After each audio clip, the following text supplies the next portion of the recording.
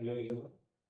हम लोग क्लास 12 में एनसीईआरटी एक्सरसाइज 1.1 का क्वेश्चन नंबर 1 सॉल्व कर रहे हैं। क्वेश्चन दे रखा है, determine whether each of the following relations are reflexive, symmetric and transitive.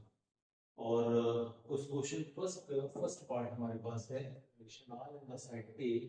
Set A में हमारे पास एलिमेंट्स हैं 1 2 3 up to 13 14, defined as relation R is given as x, y और 3x minus y equals to 0। ये हमें condition दे रखी है। तो इस कंडीशन के बिहाफ पर हम ये चेक करेंगे कि जो रिलेशन इस सेट ए के लिए क्या होगा, रिफ्लेक्सिव, सिमेट्रिक और ट्रांजिटिव है कि नहीं। तो सबसे पहला काम क्या रहेगा, हम इसमें जब हमारे पास सेट ए में एलिमेंट्स लिस्टेड हैं तो उसके बिहाफ पर हम रिलेशन आर में जो ऑर्डर्ड पेयर बनेंगे उनको हम लिस्टेड कर लेंगे। तो कंडीशन यहां से क्या लिखते हैं, 3x माइनस वाई है तो y को शिफ्ट कर करेंगे तो 3x इक्वल्स टू y हो जाएगा। तो इसका मतलब क्या हुआ कि जो x है उसका 3 टाइम्स करेंगे तब हमें y मिलेगा। मतलब अगर डोमेन हमारे पास x है तो डोमेन का 3 टाइम्स क्या होगा, y होगा।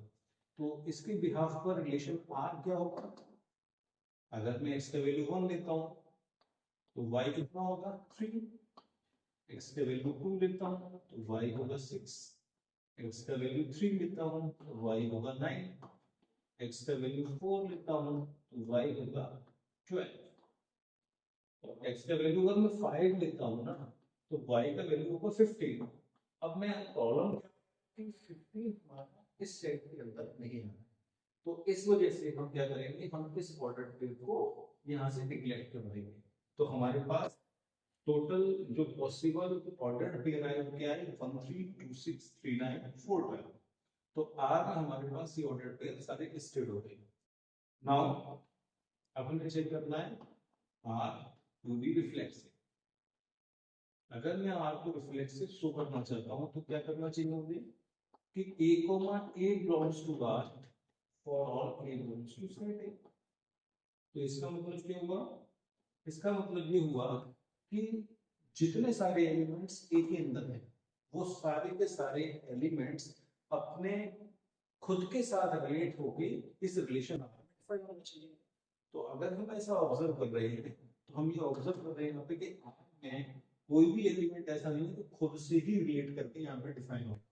तो इसका मतलब क्या हुआ कि यहाँ पे 1,1 2,2 3,3 ऐसा कोई भी एलिमेंट इसमें नहीं है, इस रिलेशन आर की कंडीशन को डिफाइन नहीं कर रहा जो इसको एग्जिस्ट करता हो। तो इट मींस दैट कि the relation is not reflex, the relation is not reflex, ये हमारे पास रिफ्लेक्सिव नहीं होगा। अब बात करते हैं फॉर सिमेट्रिक। अगर हम सिमेट्रिक की बात करें तो सिमेट्रिक में क्या होगा, a comma b belongs to R होना चाहिए, इसका मतलब क्या होना चाहिए, b comma a belongs to R. यहाँ पर ए और b relation R set a से ले जा रहे हैं।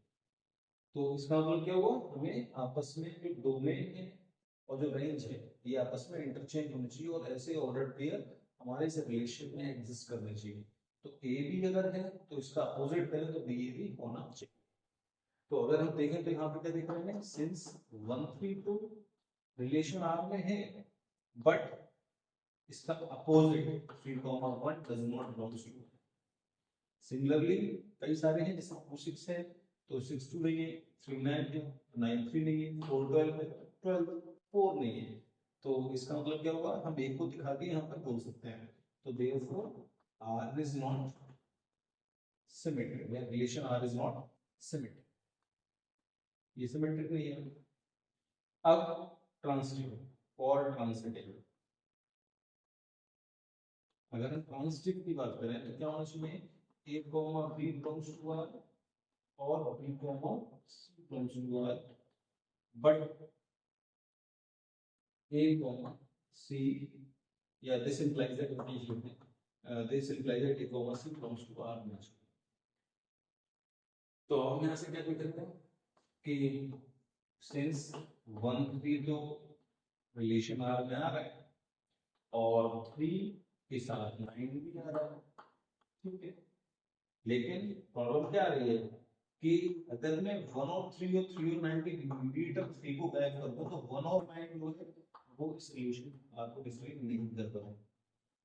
तो दिस इंप्लाइज दैट या therefore R is not transitive. तो it means what, transitive relation या R is not transitive, that's it.